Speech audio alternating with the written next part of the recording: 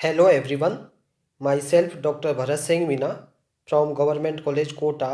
आज हम non aqueous solvents के अंतर्गत जो टॉपिक डिस्कस करेंगे वो हमारा जो लास्ट टॉपिक डिस्कस किया था उन्हीं रिएक्शंस का कंटिन्यू टॉपिक है और वो रिएक्शन है कॉम्प्लेक्सेशन रिएक्शंस, जिसे संकुलन अभिक्रियाओं के नाम से भी जानते हैं। देन उसके बाद हम डिस्कस करेंगे नेक्स्ट टाइप की रिएक्शंस, वो है आपकी ऑक्सीकरण अपचयन अथवा रिडॉक्स अभिक्रियाएं हैं। और उसके बाद हम टॉपिक डिस्कस करेंगे metal ammonia solutions and their reactions. तो आइए सबसे पहले जो रिमेनिंग रिएक्शंस हैं उनमें से आज जिस रिएक्शन के बारे में हम डिस्कस करने जा रहे हैं वो हमारी है संकुलन अभिक्रियाएं या कॉम्प्लेक्सेशन रिएक्शंस। इन अभिक्रियाओं में क्या होता है कि कुछ धातुओं के ऑक्साइड अथवा हाइड्रोक्साइड जलीय विलयनों में क्षारों की अधिक मात्रा के साथ क्रिया करके क्या बनाएंगे, विलयशील हाइड्रोक्सो संकुल लवण बनाते हैं। ठीक उसी प्रकार द्रव अमोनिया में कुछ अविलयशील धात्विक एमाइड किसके अतिरिक्त KNH2 के अतिरिक्त मात्रा के साथ क्रिया करके क्या बनाते हैं, विलयशील एमिडो संकुल बनाते हैं। ठीक है, उदाहरण के माध्यम से आप समझें, ZnOH का होल ट्वाइस प्लस 2NaOH जलीय माध्यम है और यहाँ विलयशील हाइड्रोक्सो संकुल का निर्माण हो रहा है Na2 ZnOH का होल 4।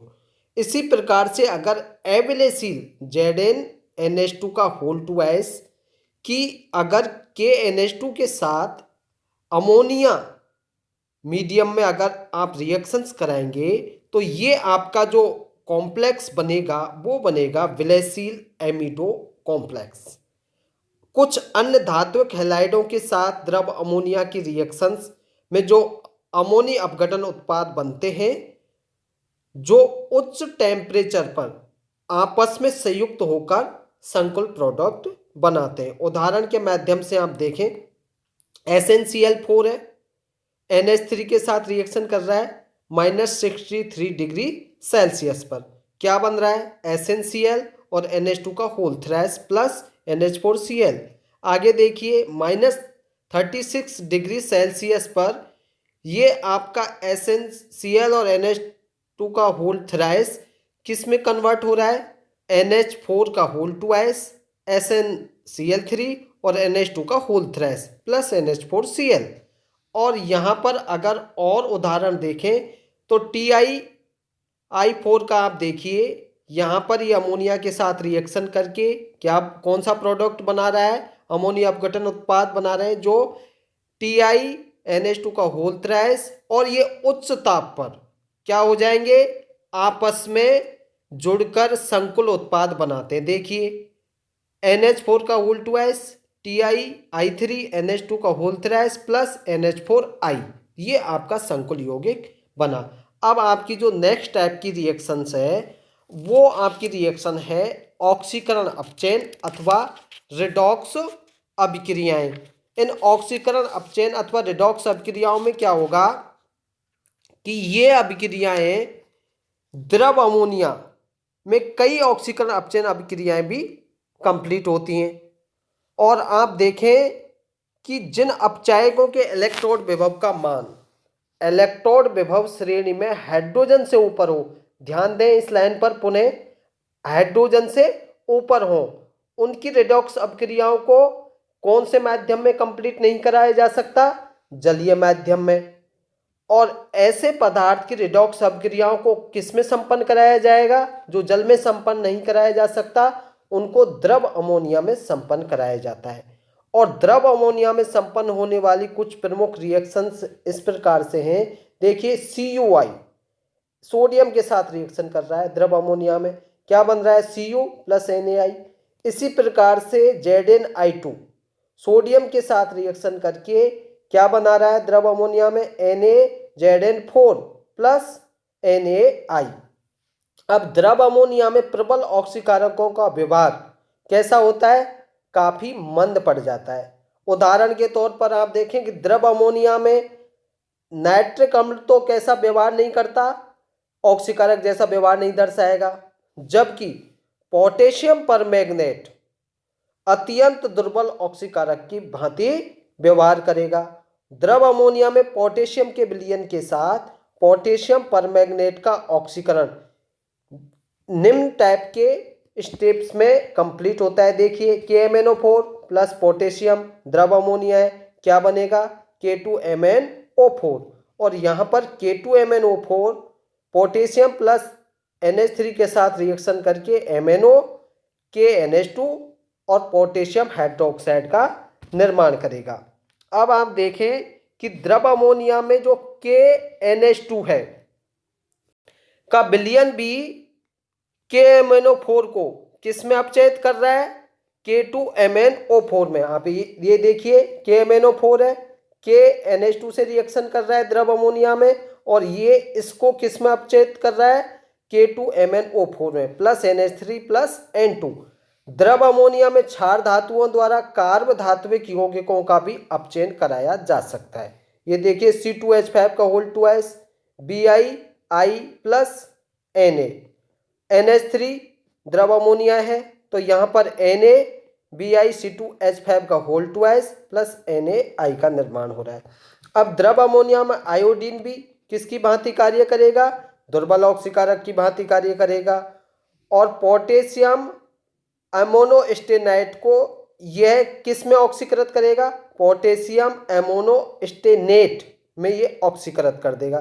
देखिए K4SnNH2 का होल 6 प्लस I2 NH3 ये लिक्विड है, और ये किस में ऑक्सीकृत किया, K2SnNH2 का होल 6 और प्लस 2Ki। तो ये आपकी द्रव अमोनिया में संपन्न होने वाली लास्ट रिएक्शन थी, और लास्ट रिएक्शन में आपने पढ़ा ऑक्सीकरण अपचयन अथवा रिडॉक्स अपक्रियाएं। तो ये 7 टाइप्स की जो अपक्रियाएं थी वो द्रव अमोनिया में कंप्लीट होने वाली केमिकल रिएक्शंस थी। अब हम जो नया टॉपिक डिस्कस करेंगे वो है हमारा धातु अमोनिया विलयन तथा उनकी अभिक्रियाएं। धातु अमोनिया विलयन और उनकी अभिक्रियाएं किस प्रकार से होंगी, यहाँ पर ये ग्राफ के माध्यम से भी आप देखें। ये आप एक्स एक्सिस पर तो क्या ले रहे, तनुता, और वाई पर क्या ले रहे, तुल्यांकी चालकता। और क्षार धातु अमोनिया विलयन की सांद्रता और तुल्यांकी चालकता में क्या रिलेशन है, ये इस ग्राफ के माध्यम से आपको समझाया गया है। देखिए क्षार धातुएं, क्षारीय मृदा धातुएं, एल्यूमिनियम, इटरबियम आदि धातुएं द्रव अमोनिया में क्या हो जाएंगी, शीघ्रता से सॉल्युबल हो जाती हैं, और इन विलयनों का जो लिक्विड स्टेज है उसमें कैसा रंग होता है, नीला रंग होता है, जबकि कंसंट्रेशन की सिचुएशन में ये कांसे के रंग जैसे होते हैं। द्रव अवस्था में तो कैसे होंगे, नीले रंग के, लेकिन सांद्र अवस्था में ये कांसे के रंग जैसे होते हैं। समस्त धातुओं के तनु कैसे होंगे, नीले विलयनों के अवशोषण स्पेक्ट्रा एक जैसे होते हैं समस्त धातुओं की, और धातु की प्रकृति चाहे कुछ भी हो लेकिन तनु विलयन कैसे होंगे, इनके स्पेक्ट्रा एक जैसे होंगे, और ये विलयन बहुत अच्छे विद्युत के चालक होंगे, कंडक्टर होंगे, और इनकी विद्युत चालकता के जो मान हैं वो वैद्युत अपघटों के तनु विलयनों के तुल्य ही होंगे। इसके विपरीत अब देखें आप, कांसे के रंग के सांद्र विलयनों की वैद्युत चालकता के मान इन धातुओं के तुल्य होते हैं जिनके वो विलयन होते हैं। लगभग 0.05 m पर विलयनों की चालकता का मान न्यूनतम होता है। इस चित्र के माध्यम से आप देखिए कि इस पर 0.05 m पर, ये देखिए यहाँ 0 है या 2.5 है और ये 5 है, तो 0.05 पे आप देखें तो विलयनों की चालकता का मान कैसा है, न्यूनतम। लिथियम है, सोडियम है, पोटेशियम है, तो ये आपको न्यूनतम दिखाई दे रहा है। क्षार धातुओं के विलयन वाष्पीकृत होने पर धातुओं को मुक्त करते हैं, जबकि क्षारीय मृदा धातुओं के विलयन वाष्पीकरण से उन धातुओं के क्या क्या प्राप्त करेंगे, हेक्सा अमोनो 8 MnH3 का होल 6। इससे क्या स्पष्ट होता है कि धातु परमाणु तथा विलायक अणुओं के मध्य केमिकल बंध बनते हैं। इस चीज से ये प्रूफ होता है कि धातु परमाणुओं और सॉल्वेंट के जो मॉलिक्यूल हैं उनके मध्य केमिकल बॉन्ड बनते हैं। अब आप देखें कि इनको अगर आप इस प्रकार से रखें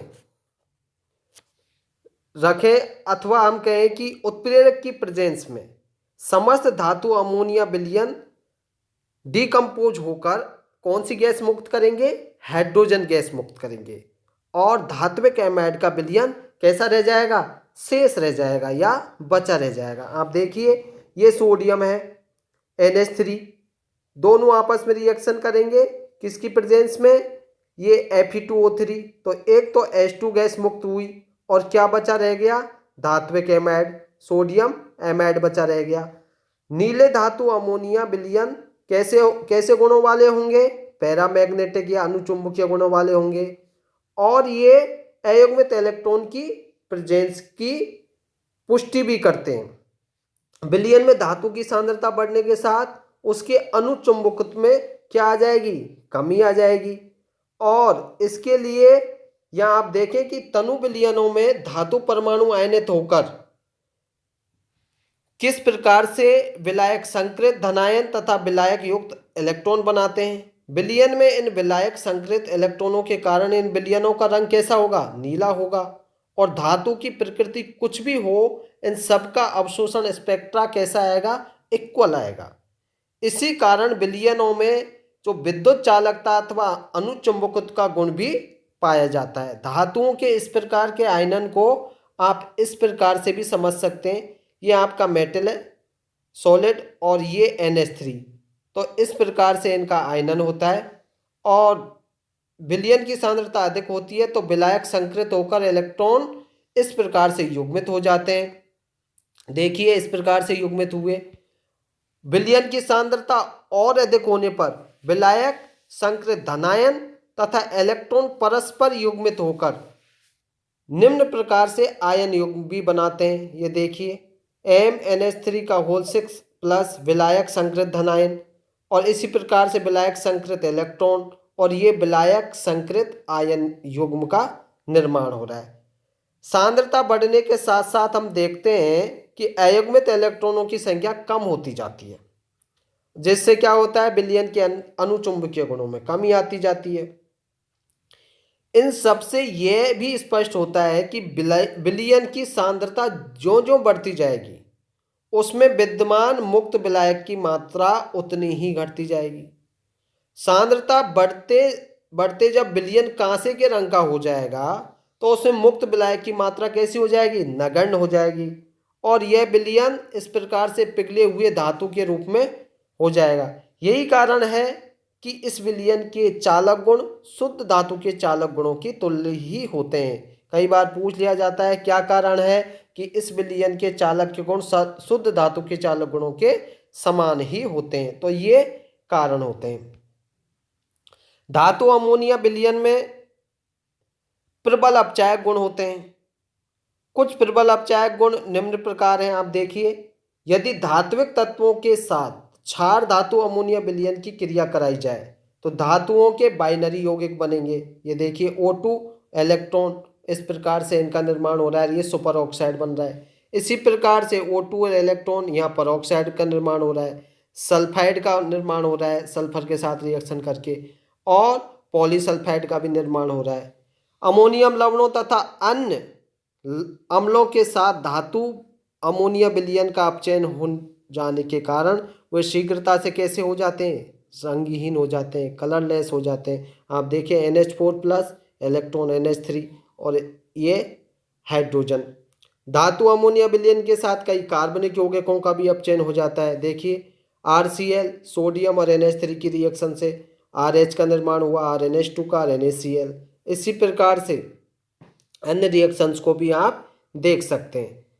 कई प्रकार के कार्ब धातु की यौगिक भी धातु अमोनिया विलयन के साथ क्रिया करके विभिन्न उत्पाद बनाते हैं। आप देखें ये उदाहरण है CH3 का whole thrice SnBr plus sodium और NH3 सॉल्यूशन में रिएक्शन करके ये प्रोडक्ट का निर्माण कर रहा है। ऐसे ही C6H5 का whole thrice GeCl plus NH3 liquid में इस प्रकार से प्रोडक्ट का निर्माण कर रहा है।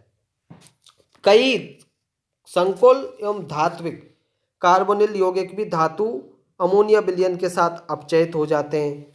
उदाहरण के माध्यम से देखें आप K2NiCN का होल 4 प्लस 2 के अमोनिया विलयन में इस प्रकार से इनका अपचयन हुआ K4NiCN का होल 4।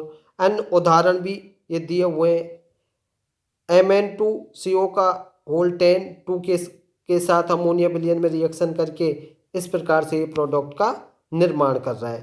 तो आपने देखा कि धातु अमोनिया विलयन तथा उनकी अभिक्रियाएं किस प्रकार से संपन्न होती हैं, उनकी तुल्यांकी चालकता और तनुता में क्या रिलेशन है। विभिन्न उदाहरणों के माध्यम से, डायग्राम के माध्यम से हमने समझने का प्रयास किया। Thank you.